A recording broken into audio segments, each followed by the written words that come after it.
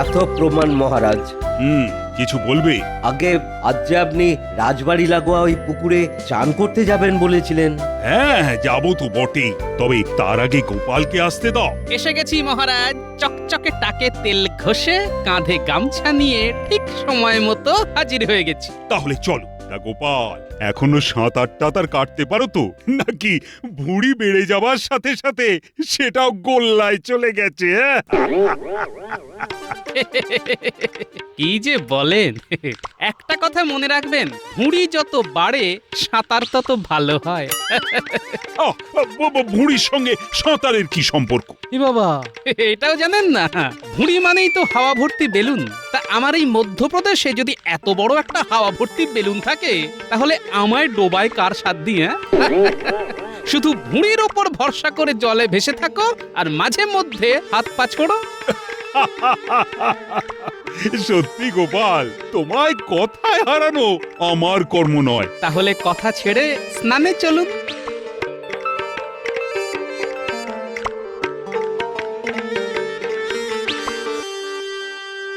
নাও গোপাল, আগে তুমি নামো। ঠিক আছে। ওরে বাপরে বাপ! কি হলো গোপাল? জলে পা দেবার সাথে সাথেই যে পায়ে কুটকুট করে কামড়াতে শুরু করে দিল। আরে কি কামড়াতে শুরু করে দিল? মাছ! মহারাজ, আপনার পুকুর তো দেখছি মাছে একেবারে টইটম্বুর হয়ে গেছে। তাই নাকি?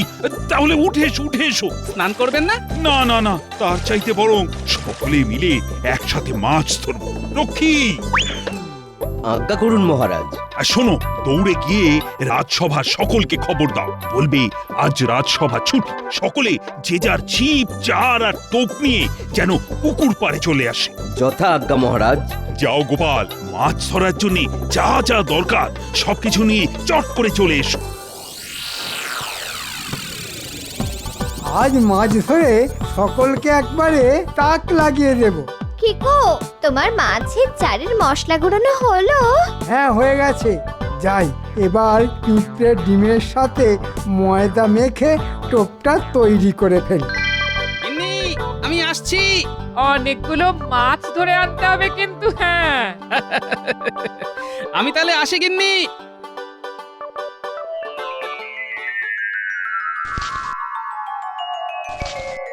কি মন্ত্রী মশাই, সেই শুরু থেকে দেখছি আপনি শুধু জলের মধ্যে চারই ছড়িয়ে যাচ্ছেন। তা সারাক্ষণ যদি ছড়িয়েই যান, তাহলে আর গুছিয়ে তুলবেন কখন? সব কাজ তো উনি ছড়িয়েই ফেলেন, গুছিয়ে তোলা আর হয় কই? দেখুন মহারাজ, মাছ ধরার আগেই গোপাল আর সেনাপতি যদি আমাকে নিয়ে টিটকারি দিতে শুরু করে, তাহলে আমি কিন্তু ছিপ নিয়ে চলে যাব। হ্যাঁ, খোকা বাবুর রাগ হয়েছে, ধরবেন না মাছ। গোপাল আর সেনাপতি দুটোই পাজির গাছ। তাহলে আমি চললাম। আরে বসো তো, সামান্য একটু রঙ্গরসিকতা নিয়ে এত রাগারাগি করলে চলে? আরে বাবা, মাছ ধরার সময় কানের কাছে এত টাকর টাকর করলে কি মাছ ধরা যায়? হ্যাঁ, এই, তোমরা আর কেউ ট্যাকর ট্যাকর করবে না তো? না না মন্ত্রী, বসে পড়ো, বসে পড়ো। বেশি বেশি করে মাছ ধরে এতে দেখিয়ে দাও তো। ঠিক আছে, তাই দেব। যা চার বানিয়ে এনেছি না, ছিপ ফেলবো আর টকাটক ধরে সকলের চোখ টেরা করে দেব। না না না না না, আর কোনো কথা নয়। সকলে এবার চুপচাপ মাছ ধরতে শুরু করে দাও।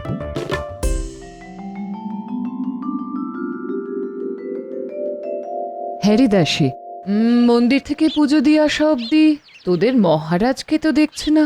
গেলেন কোথায় উনি?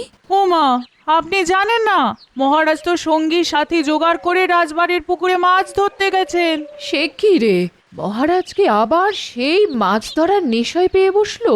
তাতে ক্ষতি কি রানীমা? মনে নেই সেবারে কত মাছ ধরে নিয়ে এলেন? আমরা সকলে কত আনন্দ করে খেলাম। সে খেয়েছিস, বেশ করেছিস, কিন্তু ভাদ্র মাসের এই ঠাঠা রোদে সারা দিন বসে আবার যদি শরীর খারাপ করে, তখন তো সামলাতে হবে আমাকেই। আপনি মিথ্যে চিন্তা করছেন রানীমা, দেখবেন কিচ্ছু হবে না মহারাজের। শোন, পাচক ঠাকুরকে লুচি আর সুজি বানাতে বল। বানানো হয়ে গেলে তুই নিজের হাতে পুকুর পাড়ে গিয়ে দিয়ে আসবি। কতক্ষণ বসে থাকবে কে জানে, খিদে পাবে না। আপনি কিচ্ছু ভাববেন না, আমি নিজের হাতে প্রত্যেকের জল খাবার পৌঁছে দিয়ে আসবো।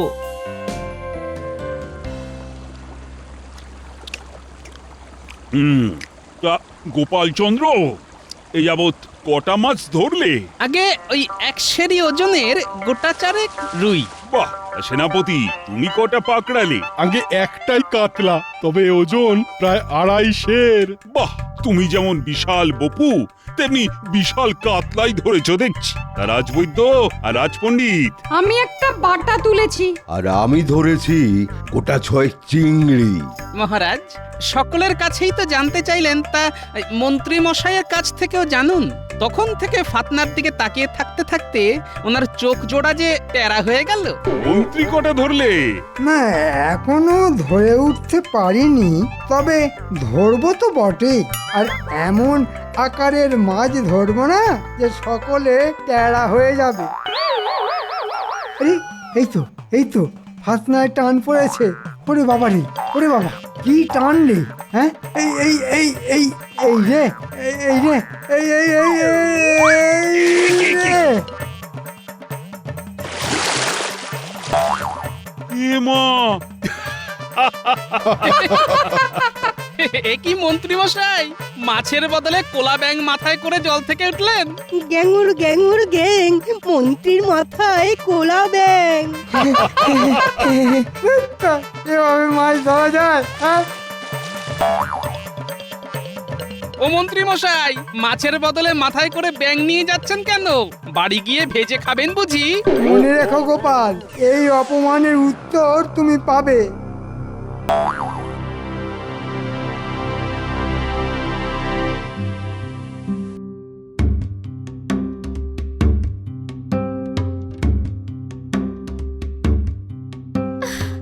সকলেই মাছ পেল, আর তুমি কিনা খালি হাতে পাক মাখা পোশাক পরে বাড়ি ফিরে এলে।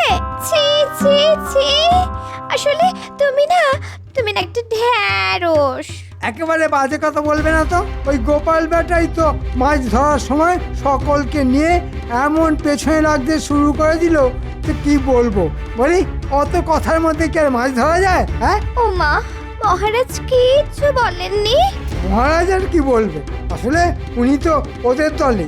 তবে তুমি দেখে নিও গিন্নি, সুযোগ পেলে ওই টেকো গোপালের এমন হাঁড়ির হাল করে ছাড়বো না যে ওই পেট মোটাটা না কেঁদে কুল পাবে না। হ্যাঁ, গোপাল চন্দ্র, তোমাকে এবার একটা কাজ দেব। কি কাজ মহারাজ? দেখেছো তো আমার ওই পুকুরটা কেমন মাছে পরিপূর্ণ হয়ে গেছে। তাই ওই মাছগুলোকে নিয়ে কি করা যায় সেটা ভেবে বের করো তো। ভাবা আমার হয়ে গেছে মহারাজ। আমি আজ সকালে নিজের চোখে আপনার বাকি দুটো পুকুরও দেখে এসেছি।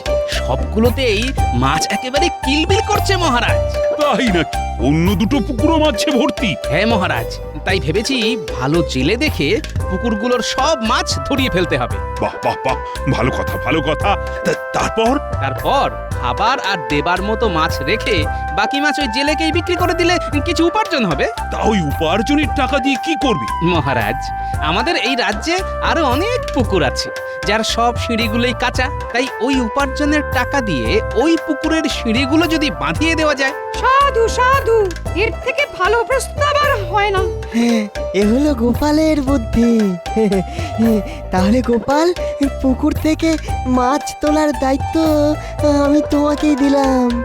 শোনো, পারলে রাত জেগে পুকুর পাহারা দিও। বেটা পেট মোটা কাল অত বড় বড় মাছও খেলো, আবার মাছ ধরাবার দায়িত্ব পেয়ে গেল। ঠিক আছে গোপাল, এবার দেখবি আমার খেলা। আমি গাঁটে গাঁটে তোর সব অপমানের শোধ তুলে নেব। না পারলে নিজের নামটাই পাল্টে দেব আমি। হ্যাঁ, কি প্রয়োজন মন্ত্রী মশাই? কেনই বা ডেকেছেন মোদের? চুপ কর মুখ পোড়া। এটা কি যাত্রা মঞ্চ নাকি? হ্যাঁ, যে সুর করে কথা বলছিস? বলুন কি কাজ? কে, পারবি তো? পারবো না মানে? যাকে বলে একেবারে ফাটিয়ে দেব। ফাটিয়ে তো দিবি, কিন্তু খুব নিঃশব্দে। কারণ মাঝরাতে সব ব্যাপারটা করতে হবে তো। তাই ফাটারে শব্দ যদি লোকজনের ঘুম ভেঙে যায়, তাহলে তো মেরে আমাদের পিঠ ফাটিয়ে দেবে। বাজে মস্করা ছেড়ে আজ রাতের মধ্যেই কাজটা করে ফেল দেখি। তা কি পাবো? খাবার মতো মাছ আর মজুরি পাবি। বুঝতে পেরেছি, মানে খাবার মাছ হাতে হাতে আর মজুরি ধার বকেয়ায়, তাই তো? না না, ঠিকঠাক কাজ করে দিতে পারলে হাতে হাতেই মজুরি পাবি। মন্ত্রী মশাইয়ের জয় হোক।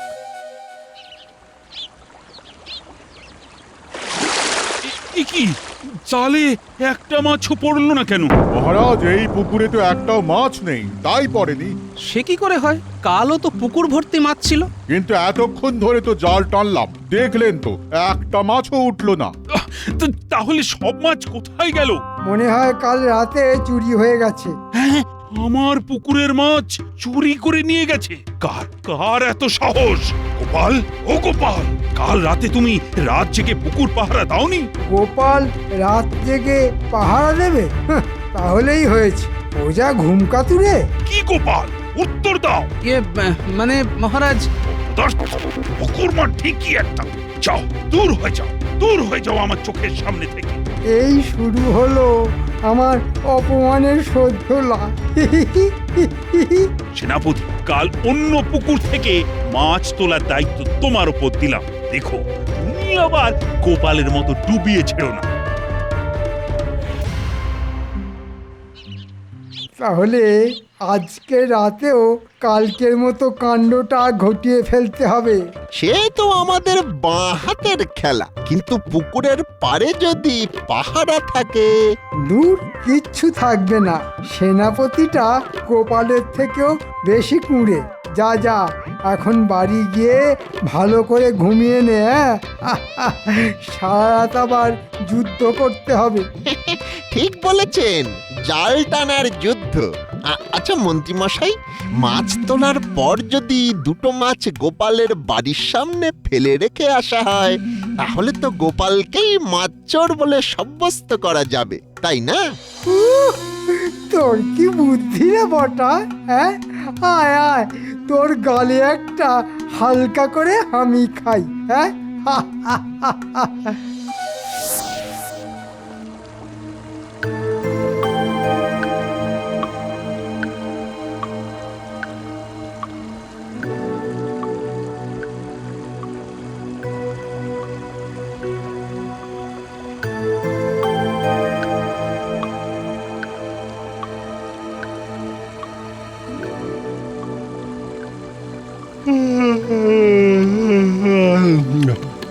বাবা, ও ঘুমে যেন চোখের পাতা বুজে আসছে।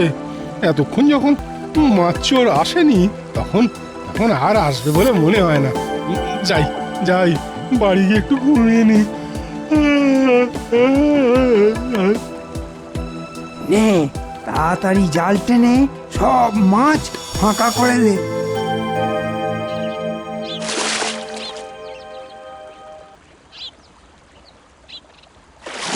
না মহারাজ, এই পুকুরেও মাছ নেই। হ্যাঁ, তার মানে এখানেও চুরি?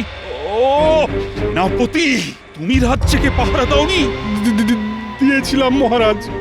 তো দিয়েই যদি ছিলে, তাহলে মাছ চুরি হলো কি করে? চোর যদি ঘরের কেউ হয়, তাহলে তো চুরি হবেই মহারাজ। তার মানে? তাহলে আসুন আমার সঙ্গে, নিজের চোখে দেখে যান আসল চোর কে।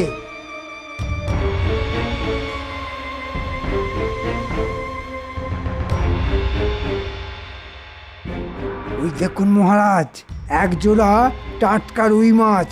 তাই তো, এ কি করে সম্ভব? খুব সোজা হিসেব মহারাজ। বেটা রাতে মাছ চুরি করে সবটা বেচে দিয়ে শুধু খাবার মতো দুটো মাছ এনে উঠোনের ওই এক কোনায় লুকিয়ে রেখেছে। গোপাল, গোপাল, ও গোপাল, এতক্ষণ ধরে ঘুমোচ্ছিলে? আগে মানে রাতে শুতে একটু দেরি হয়ে গিয়েছিল মহারাজ। সে তো হবেই, অনেক রাত ধরে মাছ চুরি করেছিলে না? এসব কি বলছেন? আমি মাছ চুরি করেছি? আলবাত করেছো। এই তো তার প্রমাণ। আপনার কোথাও একটু ভুল হচ্ছে মহারাজ। না না না, কোথাও কোনো ভুল হচ্ছে না। শুধু তোমায় চিনতে আমার একটু ভুল হয়েছিল। ছি ছি ছি ছি ছি, চোর কোথাকার! আপনি আমায় চোর বললেন মহারাজ? বলেছি, বেশ করেছি। আর কান খুলে শুনে রাখো, আজ থেকে 7 দিনের মধ্যে তুমি এই কৃষ্ণনগর ছেড়ে চলে যাবে, এই আমার শেষ কথা। চলে এসো সবাই। হায় ভগবান, এও ছিল কপালে, হ্যাঁ? শেষে চোর অপবাদ দিয়ে রাজ্য ছাড়তে হবে গো। কেদো না গিন্নি, আমিও এর শেষ দেখে ছাড়বো। শোন, তোদের সাথে আমার কথা আছে। খুব চুপি চুপি মন্ত্রী মশাইয়ের বাড়িতে গিয়ে দেখে আয় তো ওখানে কি হচ্ছে। শুধু দুজন যাবি, পুটি আর গুলটে। ঠিক আছে গোপাল দাদু।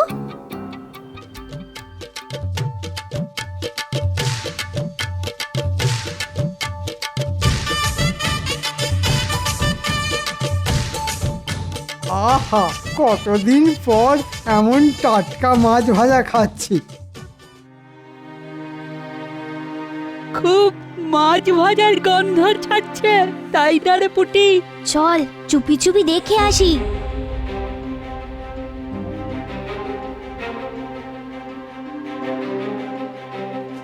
আচ্ছা, মহারাজের বাকি পুকুরে কি কালকে মাছ ধরা হবে? আহ, সে তো হবেই। আর তার দায়িত্ব পড়েছে রাজবৈদ্যর ওপর। মন্ত্রীমশাই, আজ আর মাছ চুরি করা বোধহয় ঠিক হবে না। মনে হয় আজ রাতেও ওই পুকুরে পাহারা থাকবে। সে তো থাকবেই, তবে মনে হয় গভীর রাত। তাই সাঁঝের অন্ধকার নামার খানিক পরেই আমরা মাছ চুরি করে নিয়ে পালাবো। হাহা। আচ্ছা মন্ত্রীমশাই, গোপালকে তো চোর সাব্যস্ত করে দেওয়া গেছে, তাই আর অকারণে মাছ চুরি করার দরকার কি? মাথা মোটা, এই পয়সার দরকার নেই নাকি? হ্যাঁ, সে তো আছেই।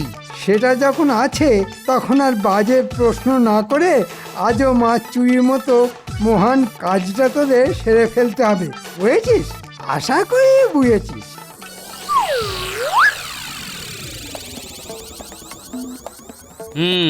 তার মানে সবই হয়েছে ওই মন্ত্রী মশাইয়ের বুদ্ধিতে। ঠিক আছে, হ্যাঁ, আজ আমি দেখাবো পাল্টা বুদ্ধির খেলা। দেখাও দাদু, আচ্ছা করে শাস্তি দাও এই পাজি মন্ত্রীটাকে। আমরাও আছি তোমার সঙ্গে। সে তো থাকতেই হবে। এখন খুব মন দিয়ে শোন, তোদের কি করতে হবে। কিরে, পারবি তো? পুরো ফাটিয়ে দেব।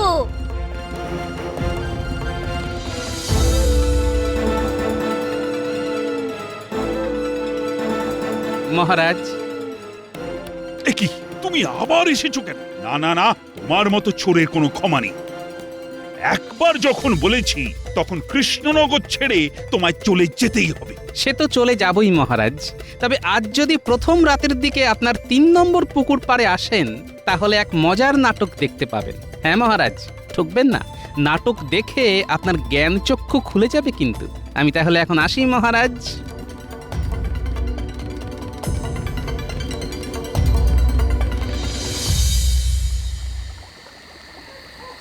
নে নে, সাটাসাট জাল ফেল আর পটাপট তুলে নে।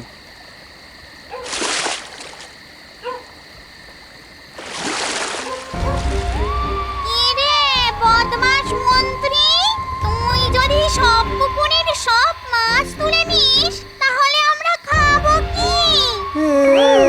এই, এই, কে কে কে কে কে কে কে কে কথা বলছো? ওরে হতভাগা, আমরা যে মেছো ভূত। মেচো ভূত? দেব নাকি মটাস করে ঘাড় মোটকে? আমরা আর এর মধ্যে নেই। চল ঘটা, পালাই। কোথায় পালাবি হতচ্ছাড়া? ওরে বাবা, কি বিচ্ছিরি দেখতে। ওরে বাবা রে। তাহলে সারা রাত জলের মধ্যেই ডুবে থাক। ওরে বাবা, ওরে বাবা, কি কাঁটা মারছে রে। এ তো মাগুর মাছের কাঁটা। চুরি করে অনেক মাছ খেয়েছিস, তাই এবারে মাগুর কাঁটার কামড় খা। ও ও ভূত ভাইরা, তোমাদের মাছ তোমরা খাও, দয়া করে আমাকে ছেড়ে দাও। ভূতেরা ছেড়ে দিলেও আমি যে তোমায় ছাড়বো না মন্ত্রী। পরপর কদিন আমার পুকুর থেকে মাছ চুরি করা, তারপর বিনা দোষে গোপালকে চোর বলে ফাঁসানো, এর শাস্তি তো তোমায় পেতেই হবে শয়তান। কি আপনি মারুন ধরুন যা ইচ্ছে করুন, কিন্তু দয়া করে পুকুর থেকে উঠতে দিন। মাগুরের কাঁটার জ্বালা যে আর সহ্য করতে পারছি না মহারাজ। ও বাবা, ও ও পা দুটো যে কুবলে খেয়ে ফেললো। এবার বুঝতে পারছেন তো গোপালের পেছনে লাগার ফল কি হতে পারে? মাগুর কাঁটা দিয়ে আপনার দেওয়া বদনামের কাঁটা তুলে ফেলতে এই গোপালের কিন্তু বেশিক্ষণ লাগে না। সাবাস পুটি আর গুলটে, মেছো ভূতের ভূমিকায় দারুণ অভিনয় করেছিস। এরা তাহলে মেছো ভূত নয়? গোপাল, আমাকে এভাবে বোকা বানালে। ভুল বললেন মন্ত্রী মশাই, এটাকে বোকা বানানো বলে না, এটাকে বলে কাঁটার খোঁচা দিয়ে কাঁটা তোলা। চলে এসো সকলে। শুধু দুজন রক্ষী মন্ত্রীর পাহারায় থাকবে, আর মন্ত্রী জল থেকে উঠতে গেলেই পল্লমের খোঁচা দেবে। হ্যাঁ, এটাই হলো ওর শাস্তি। ও মহারাজ, ও গোপাল ভাই, ও গোপাল ভাই, এভাবে আমাকে একলা ফেলে চলে যেও না ভাই। জলের তলায় মাগুর কাঁটার খোঁচা, জলের ওপর রক্ষীদের বল্লমের খোঁচা। আমি যে মরে যাব, আমি যে মরে যাব।